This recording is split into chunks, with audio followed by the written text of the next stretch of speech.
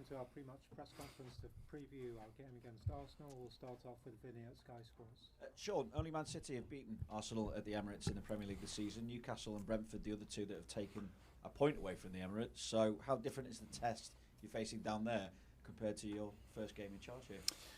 Well, we'll see, but I mean, they're having a fine season, that's for sure. They're being very creative home and away, but particularly at home, and they've proved they're a force to be reckoned with. We know that.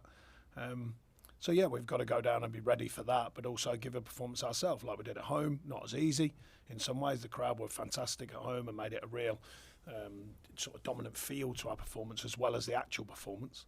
Won't have that away, but we want the mentality to be there for our performance. What positive news can you give us about Dominic Calvert-Lewin at the minute, if any? Oh, no, he's recovering. Any time scale yet? No. You can understand why the question keeps being asked, though, because obviously we look at goals scored and it's not probably where you would like it to be at the minute. No, but I mean, that's been a theme of the season, so there's lots of work to be done. The team mentality has to be that we're all allowed to score. It's not just one player. Because I asked that of them defensively to keep clean sheets, and it starts from the front with the front players working hard for the team. So therefore, it's only fair to ask it the other way around. The players have got to take responsibility as a group, as we all do, in making enough chances and taking chances. And I thought, since we've been here, the stats have been better for getting bodies in the box, better for entries into the box. Hopefully, still looking to find even increase the quality of chance. But I think it's fair to say we've been more productive in that area. But the clinical moment is the truth of the matter. Finding that finish, finding that. And sometimes, it's not always the purest. You can find a goal of, a scruffy one. It sometimes releases the pressure of scoring. The other thing that I've said to the players, I said, don't forget for all the noise you're not scoring, well, it only increases your chances statistically of scoring. Well, because, it doesn't go on forever. You look at any team, they have spells when they score goals, and if it's dried up for a while, then every game that goes by, it increases your chances that you do start scoring. So, stats and facts of football, the ebbs and flows of it all, I've seen it all. So, I think that's an important factor to remember. What was it that you can maybe instill in this group of players that enhances their chances of finding that killer instinct in front of goal more regularly? Well, I mean, it's work on the training ground. Some of the stats of football, entries into the box, quality, of course, being the key entry into the box, not just putting it in there for the sake of it. Different ways of affecting the opposition. You're trying to work as a manager and with the players on as many different things that you think can be active for you in the box, of course, while keeping the other box quiet. Quite obviously, you've got to do the work at both ends, and that's one of my many obsessions of football is both ends of the pitch, because it's the middle bit we can all debate styles and brands and all the rest of it, but you've got to be clinical in both boxes, and I think that's where we've got to tidy up. Pretty much in one couple of mistakes on Saturday, but generally a pretty solid performance defensively and opening up the opposition. That's as big a part of it, and that's the bit we've got to improve, quite obviously. Have you seen the penalty again from the weekend? What are your thoughts now? Yeah, I think, if you get them, you're happy. If it goes against you, you're not happy. It's a soft one, but we see soft ones given all the time. So, he gets a contact with the ball, he gets a slight contact on the player's knee. The player's kind of in that fall in motion already, I think. So, but look, it's given, and that's the way it goes. As long as we get one back, if that happens the same, then that's parity. One of those where if the ref doesn't give it, then VAR probably doesn't overturn it. Yeah, but that's if and ands, pots and pans and all that. We could debate everything after the event. But the reason I asked that was because it seems that when Everton go a goal behind, it's a struggle to get back into the game. I think Man City, obviously, Damari Gray scores a great goal. It's an equaliser. I think the only time before that this season was at home against Nottingham Forest as well. So what are you working against? It feels like there's a big hurdle to overcome in terms of the mindset as regards that. Is that unfair? Or? Well, no, I've only been here 4 games, so we're doing a lot of work. So you can't change everything immediately, but we're hoping to build a mentality where that ability to come back in games, because that's part of it. You can't dominate and win every game, and you can't go in front in every game. So that mentality, a shift in that mentality rather, if you do go down. Away mentality, general mentality. We're trying to improve everything, but it's difficult to improve it all with instant reaction, instant effect. Sorry. So it's a work in progress. But of course, we want the players to remind themselves. You go down, you're still in the game. And I thought we did. I got to be honest. I thought we did Saturday. I thought the reactions going, really soft goal. The first one particularly more frustrating for me because it's from a simple set-up position that we got wrong, or the penalty, what led to the penalty. And I thought the reaction was good. Back on the front foot. no disappointment, getting on with it, taking the game on again. We created chances after that. Still a dominant kind of feel in spells when we were pushing, and we conceded a second soft goal. More on the break. So that can happen sometimes. But I thought their action was good to that, to try and get back in the game. Just check another couple of bits of team news. Any chance James Garner, Nathan Patterson for this game? Well, they've been out a while, so they both need games. And Jimmy's going well. He's getting fitter and stronger.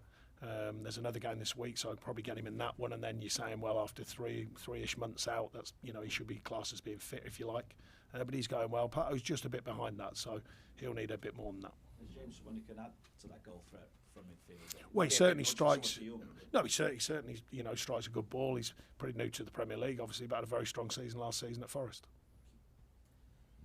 Sean, I know you've spoken at length previously about the importance of goals and how they can change the flow of games. With that in mind, then, reflecting on Villa at the weekend, was the overriding emotion one of frustration because you were getting balls into the box, or was there a sense that you can see an improvement and it's a building site? I think a bit of everything, but mainly, you can only work on training and with the analytics and all the different things you try and put in the performance. You want to see it. You want to see it taking shape. Then I'd certainly saw that. You obviously don't want to concede, quite obviously, but the way the team was trying to create things, the energy to get in the box, the desire to get in the box, the numbers of bodies getting in the box, the entries into the box, these are all good signs. Of course, they've got to lead to something. Now it's about the consistency of the values of the team to continue doing that, because over time that will pay you back. It didn't pay you back at the weekend, but it will over time, and that's what you're working towards. So, I think the belief in that and the continued application to do that, and then the moments of quality, of course, on top of that. But so there are good signs of that. We didn't get a result that we wanted, of course, but there was good signs of the general performance and how we want to try and move the team forwards. Is that the challenge for you right now in this position, getting that message across the players? Because I know, speaking to you at Burnley, that you're a big believer in your analytics and percentages and what can be achieved. But if you're a team like Everton at the moment that have been, fighting against the current a little bit for most of the season, it can be difficult to get it. Yeah, but that's the challenge. The players know that. They know that we haven't been scoring freely all season, and we've got to adapt and change and ask as many questions of the opposition as possible. And I think we are beginning to do that. It's obviously we might well do, but stats and facts over a season would suggest it's tougher to get them high-level stats when you're away at Arsenal and teams like that, and Man City and the likes. But generally, you want to get them stats higher, and I think we've done that so far. And now it's about that consistency to do that.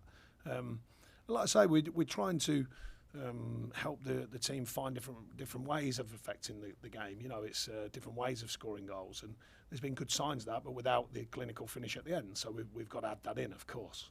But no, the players are working very diligently. They know the challenge. They can see the stats and facts. I don't have to remind them of that.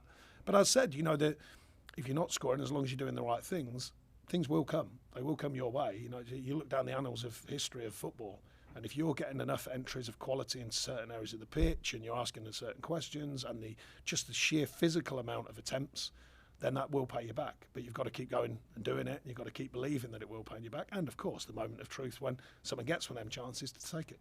And I suppose when you talk about tide turning, you only have to look back a couple of weeks when you get the win here against Arsenal. I suppose when you've got to go back to the Emirates, a short turnaround, that can only help them on the mental side. Well, yeah, I mean, it's a tough place to go. We know that. And, the stats of, I think it's a long-standing thing. Everton haven't done so well there in getting results. But, yeah, again, it's, this is what you want the mentality, as part of your mentality to change that. You got there almost with early expecting nothing. So that in itself is a nice weapon to have. It's not easy, but you go down there going, well, if everyone expects that you're not going to get anything, well, let's go and get something. So it's, all these mind dynamics of different variances in football. You can look at it each in different ways. But for me, the glass is always, one of them that's half full, not half empty. So that's what I'm looking at. Going down there, giving a performance, seeing where it takes us. Thanks very much. Thank you. Hi, Sean. Obviously, I remember speaking to you sort of in April last year about Burnley's lack of goals. This isn't something that's new to you, is it, trying to find a solution to this? No, but it's not easy. It's a simple when we talk about it, but it's not easy to deliver. So like I say, I'm working with a different group of players. The mentality's been good. We've got to ask questions, as I said, and create different ways of affecting games, and that's what we're looking to do. And while we're doing that, not lose sight of the fact that the shape has to still be good. Defensive shape has to still be good. The Premier League's unforgiving at both ends of the pitch. So, we've shown good signs of the development of the side being tighter and more structured, I think, in its defending. And now it's how you can open the door when you're attacking. And certainly, I think if the goals were taken out of the game Saturday, I wouldn't have think we won 2 out of the previous 3, and I think you'd look at the performance and go, yeah, actually, probably slightly, I would suggest a more powerful performance. So, that's how the big moments count. The big clinical moments. That's how important they are to change a performance and people's view of it. Because Saturday was a good performance all round.